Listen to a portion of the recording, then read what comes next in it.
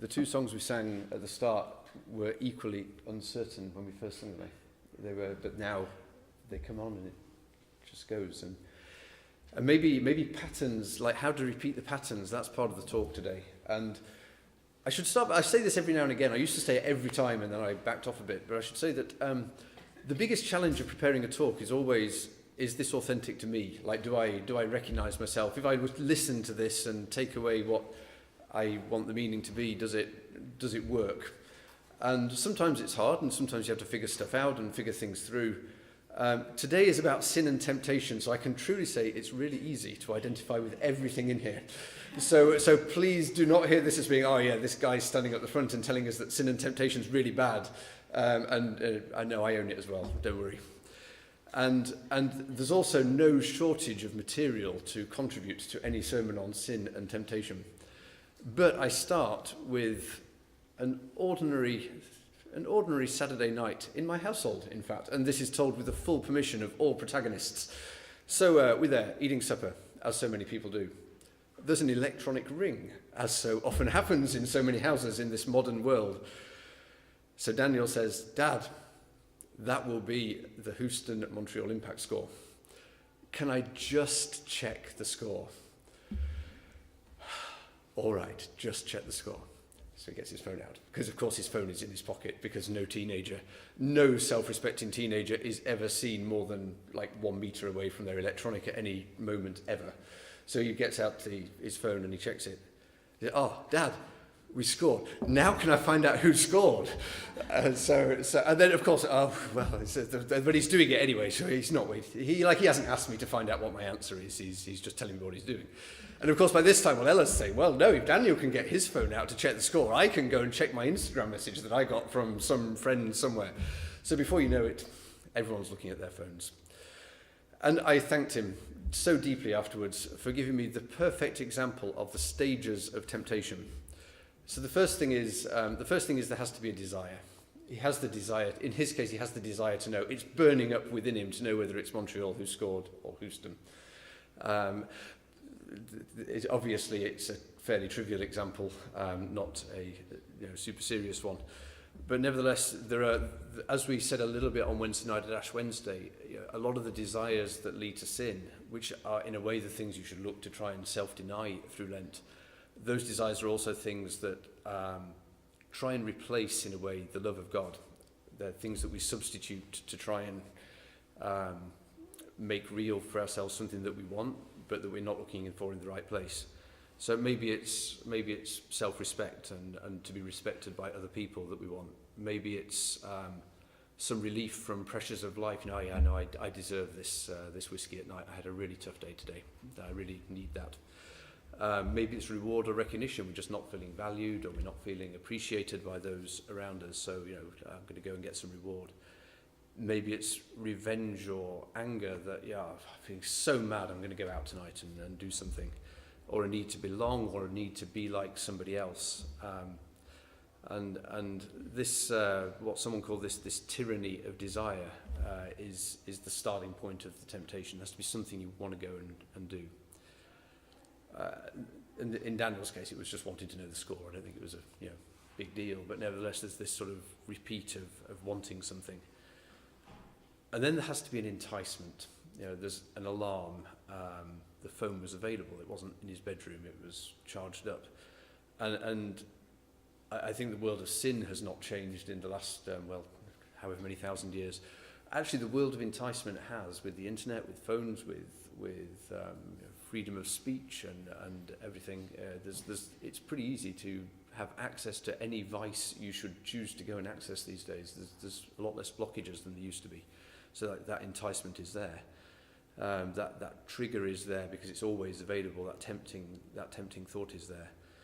And there are pictures all over the place. There are words all over the place that try and guide you into this temptation. And they make it attractive. The pictures of beer adverts. Like, you never see grumpy people sitting around in the pub corner looking miserable. You see people partying and enjoying themselves. It's going to feel good. This is great. This is where you want to be. And coupled with these days, your anonymity can be guaranteed. Well, so you think anyway, although in fact I think nothing is anonymous. Remember that website, what was it called, that one there where you're supposed to be able to sign up to go and have an affair, and then they got hacked and then everybody's name became public. It's all there, really. It's all recorded somewhere. But in the end, it doesn't matter whether it's public or it's private. It doesn't matter whether it's an enticement on the web, or it's local, or it's your friends who are talking you into it, or something else. You're pulled into this enticement. But in the end, the sin damages us and it damages those around us. But we haven't got to the sin part yet. We're only being enticed to a desire. So the next bit is the conception of the sin.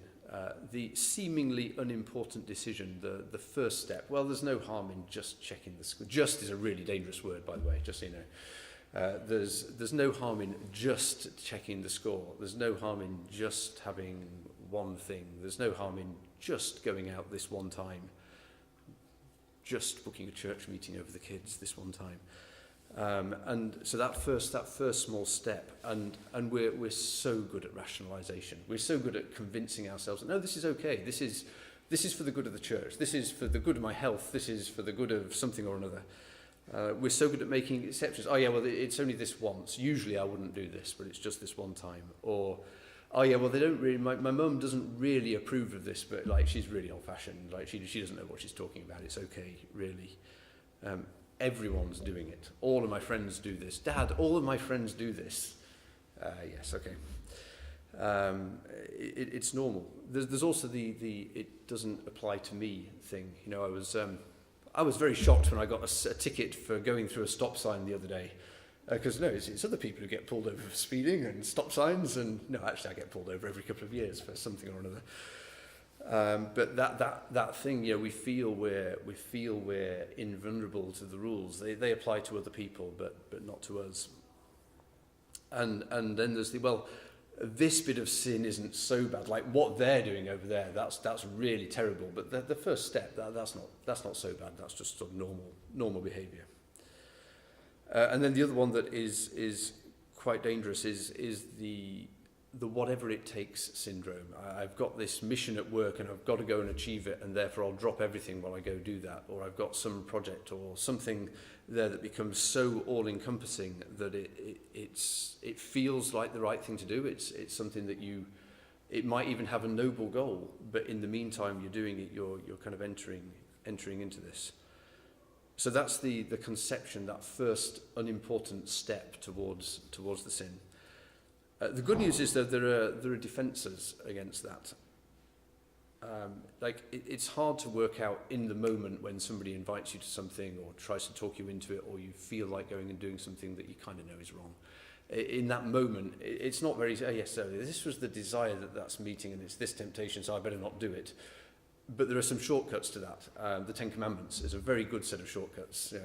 They're ingrained in our minds and in our hearts, and it's a good step to be between you and that first step. It's an easy check to make. Even Jesus, you notice in today's gospel, his response to the temptation was, it says this in the Bible. This is what God says. It's in his mind. It's there. It's right up and ready. So that's the solid defence to that temptation, that first step. And the other part of it is, you know, that little voice you get in your head sometimes, the one that whispers to you, this is really a bad idea. This is not, you shouldn't be doing this. Listen to that voice. It's usually right, I think. But then you don't, and bam, you're in, you've done it. Congratulations, you're now fully fledged in that sin. Beyond that, well, not really the point of no return, because there is return, but you're all in at that point. And that also leads to its own temptation, the temptation which is, well, I suppose now I'm here, I might as well carry on, now I've got to that place, I'll keep going. And of course it becomes harder to escape, because as you do that, you're building up, a bit like when you're singing the new songs, you're building up that pattern of this is what I do, this is what my routine is, this is how I keep going. And so it becomes that pattern of behaviour that becomes increasingly hard to escape from. And it couples into that with almost a sense of delusion that one fails to see exactly what's going on and what's there. And If one half of the Ash Wednesday thought was about those desires and the self-denial, the other bit was about taking fresh eyes in self-examination and prayer, and actually looking again at how we live our lives, how we spend our time, what is our routine of prayer or study or meeting with other people or so on. And as part of that prayer, like, we don't change God knows all this stuff and has known it forever and will know it forever, but we do change ourselves. We do open ourselves up to God's word and God's love when we do that, the unveiling of our real self. Because as I said on Wednesday, if you really want to go over here, but you're praying to go over here, but really want to go over there, like, it doesn't work. It's not the right thing. The purpose of prayer is to open up where you really want to go to God, and either confess it and work through it with God, or direct and get it aligned, because in the end, prayer is about being one with God and aligning with him.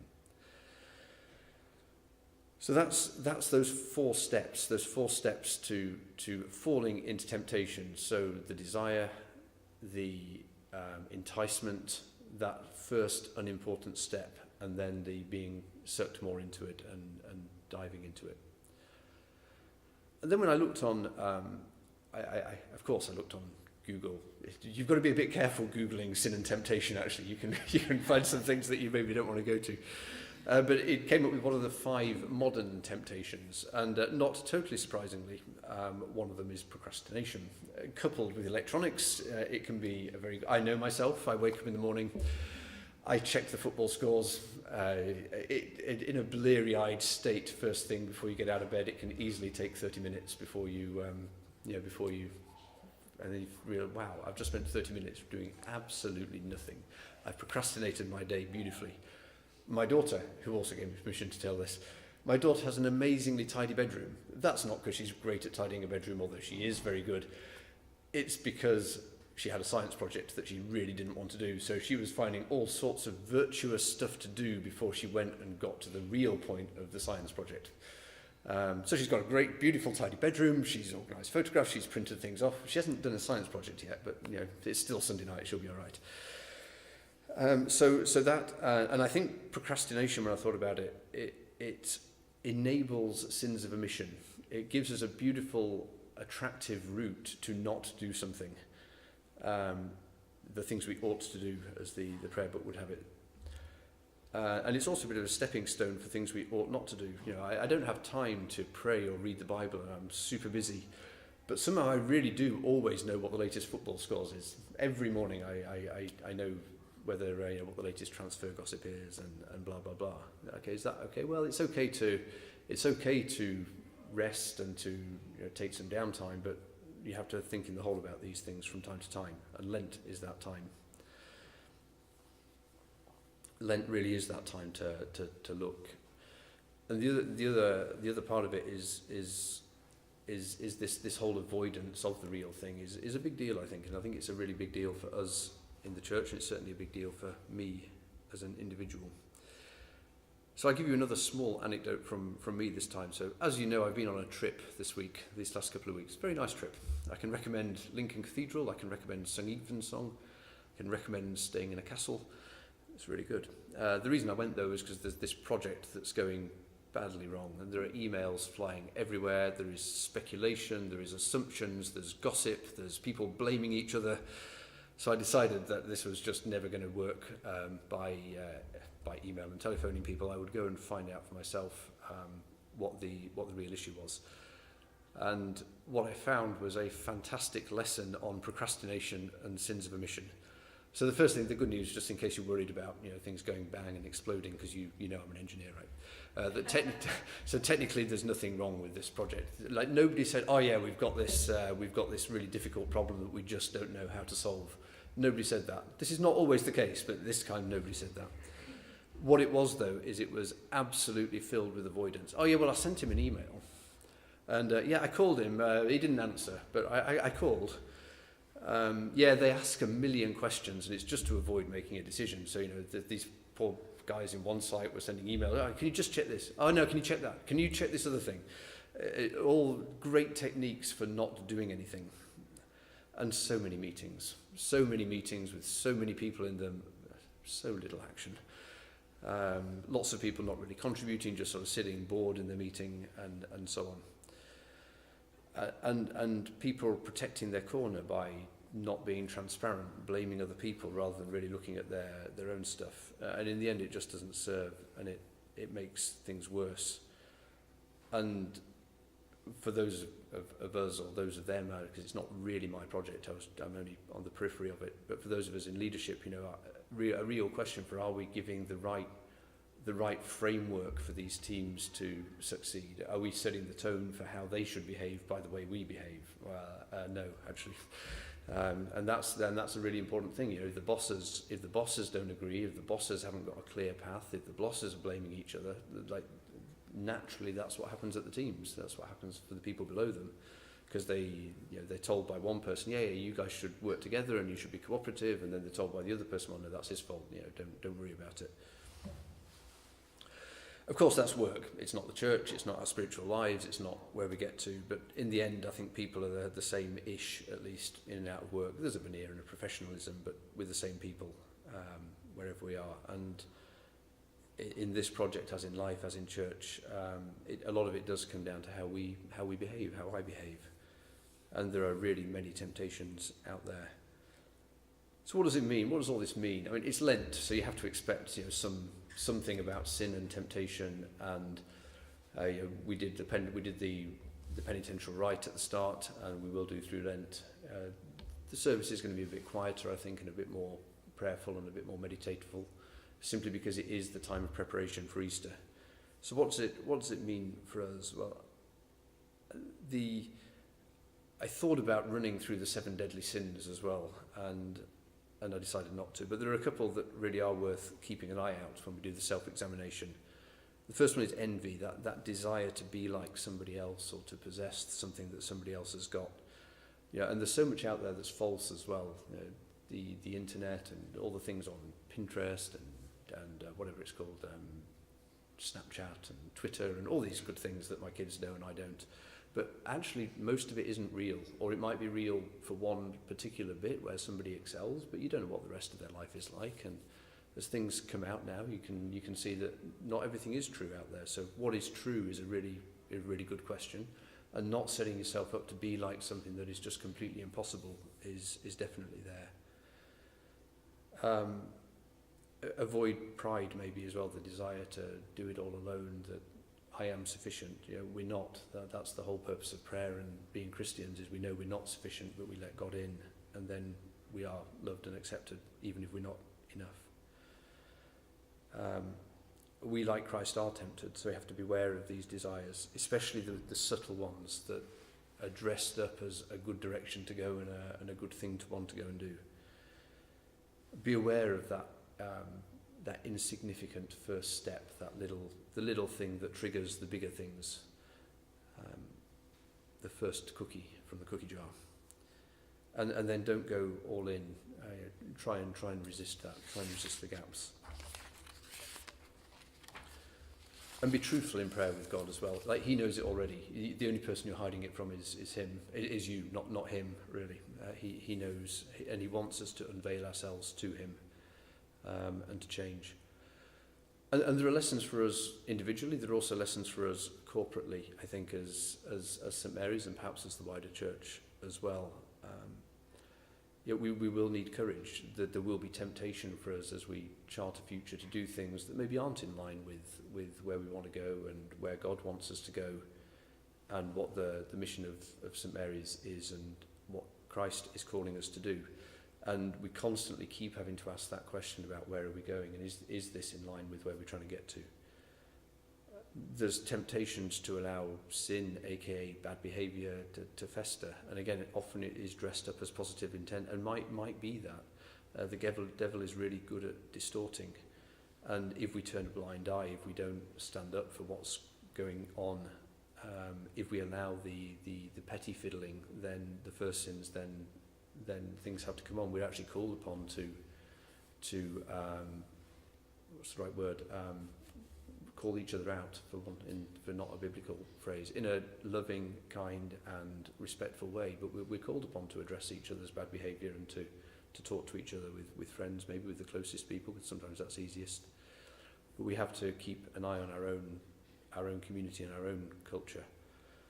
There's avoiding the sins of omission, I think, is key as well, and not just the forgetting to do something or being a bit busy for one task, but more the avoidance of the real issues, that sometimes it's easier to talk about books and systems and the diocese and the wider church and the state of the union than it is to worry about what we're doing here and how we do it, and really engage with people and talk people and make difficult phone calls and difficult conversations, or call people going through a difficult time, and be prepared to do that right thing even when it damages our reputation. You know, the work folks didn't really truly appreciate some of my emails afterwards, so they felt I'd been sort of not quite even-handed, but in the end you have to put it out there as you see it, and being a prophet is not always appreciated. And actually, when I talk to my friends outside, you know, sometimes it's tempting to try and hide, oh yeah, we want to portray the best image of the church. Actually, for most of the people out there who are not involved in the church, their biggest issue with the church is the church doesn't call out people inside it, does not have integrity, is not honest. And child abuse is, of course, a massive example of that, but I think they feel that for other things as well. I think they feel the church is hypocritical and doesn't address its own stuff.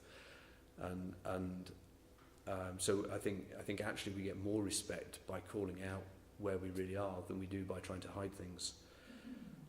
God can handle it. He's been around for infinity and always will be around. I think he can handle the pressure. And maybe more than anything, collectively, we have to remind ourselves that being a worshipping community in whatever form it takes is at the heart of being a church, and guiding each other on that path is right. And you know, we can do all sorts of great stuff, but unless we have at the heart of it worship and prayer and a community of worship and prayer, it's not worth it. Or it might be worth it, but it's not being a church. So in conclusion, of course, yeah, you get the sin and temptation sermon for Lent, but it doesn't end with the sin and temptation in the desert. It ends, there's much more to it than that. There's the God who loved us so much that he sent his son to that desert and to die on Good Friday. There's the resurrection that we're preparing for. There's space to worship God, the creator, the lover of all he has made. Then after the resurrection, there's the restoration of Peter, the forgiveness of Peter, which I always take so much comfort from, that God was prepared to build the church not around the superstars, but around the ordinary folks who mess up just like we mess up. And it's not all about the sin either. There are the gifts of the Spirit. There's the counterbalance to the deadly sins, the gifts of the Spirit and the joy and the peace and the fellowship and the really good things that are out there. And there's forgiveness, and there is love in and through death and pain. And that love might not be seen in a world that didn't have suffering. The acts of gentleness in terrible places and care in terrible places are an inspiration. So we have to enter the desert in Lent. We have to pay attention to it. The devil does prowl. He does look to devour us. And in a way, I'm sure if you remember the screw tape letters and the devil who's there trying to tempt people, and the senior devil giving him advice, they got most worried when people were moving, when people were on the move, when people were changing and getting close to God. That's when the devils got concerned. So don't let him pull us down. Do the self-examination, do the prayer, but remember there's Easter at the end of it. Amen.